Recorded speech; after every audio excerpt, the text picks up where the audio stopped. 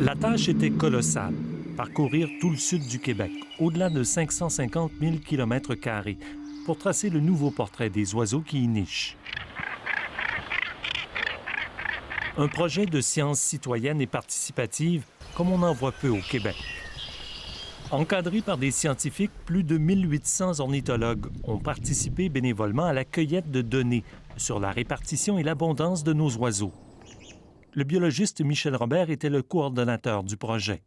Il faut être grandement passionné, il faut croire, pas seulement dans un projet comme l'Atlas, il faut aimer les oiseaux et penser qu'on a besoin de les étudier pour être à même de bien les protéger.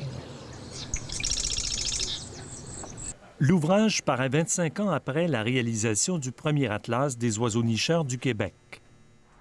Les constats qu'on y fait confirment certains changements observés depuis des années.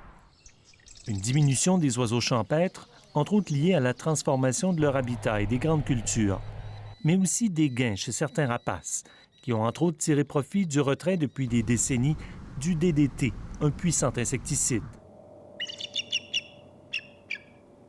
Au-delà de la publication, leur travail a surtout permis de constituer une base de données phénoménale qui sera très utile à l'ensemble de la communauté scientifique et aux organismes de protection et de conservation de la faune.